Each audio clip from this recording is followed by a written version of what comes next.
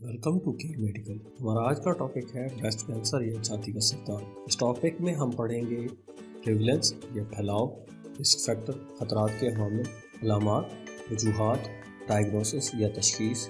अगली डायग्नोसिस कैसे मुमकिन है, जल्द तशखीस कैसे मुमकिन है, कैसे तशखीस की जाती है, इसका इलाज क्या है और इससे बचा कैसे जा सकता है, हम इससे बचाव के लिए क्या कर सकते हैं। सबसे पहले हम इसके प्रेवलेंस या फैलाव के बारे में बात करते हैं। हर साल दुनिया में 2.3 मिलियन या 23 लाख छाती के कैंसर डायग्नोज होते हैं। हर 8 में से एक केस छाती के सरतान का होता है। पिछले 5 सालों में 7.8 मिलियन ब्रेस्ट कैंसर के केस रिपोर्ट हुए हैं। इससे जाहिर होता है कि ये दुनिया में सबसे ज़्यादा फैलाव रखने वाला कैंसर है। मर्द हजरात में इसके चांसेस 1% होते हैं। रिस्क फैक्टर या खतरात के अवामिल क्या है?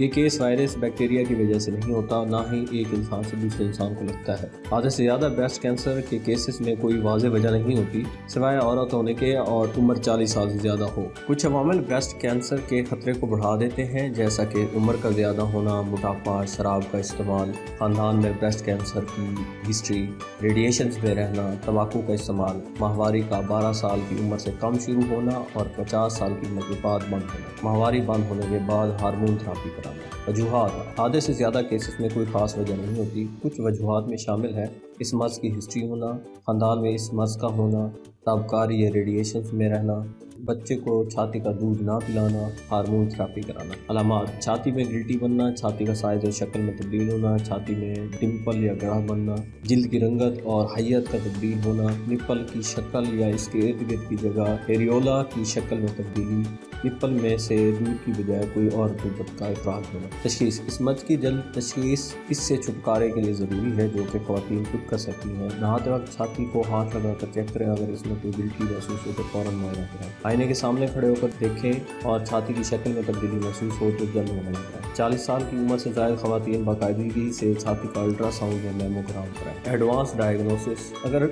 मर्ज़ की तशखीस हो जाए तो डॉक्टर से मुआयना कराने के बाद ताज़ीज़ान तरीक़ों से मज़ीद तशखीस मुमकिन है। नंबर 1 मैमोग्राम, नंबर 2 छाती का ultrasound, number 3 MRI, number 4 biopsy या सुई के जरिए टुकड़ा लेकर इसका लेबॉर्ट्री से मुआयना कराया जाता है। इसके इलाज: अगर डायग्नोसिस हो जाए तो इसका इलाज कीमोथेरेपी, रेडियोथेरेपी, सर्जरी के ज़रिए मुमकिन है। कीमोथेरेपी और रेडियोथेरेपी पहले किए जा सकते हैं और अगर केस बहुत ज़्यादा कॉम्प्लिकेटेड हो तो गिल्टी को निकाल लिया जाता है, जिसे लूबेक्टमी का नाम दिया जाता है, या फिर मेस्टेक्टमी कर दी जाती है, जिसमें छाती पूरी की पूरी छाती या दोनों छाती को निकाल दिया जाता है। अब इससे बचने के लिए एहतियात क्या की जा सकती है? बच्चों को लंबे अरसे तक छाती का दूध पिलाएं, बाकायदगी से वर्जिश करें, वज़न कम करें, शौओं से खुद को महफूज रखें, तंबाकू नोशी से परहेज़ करें।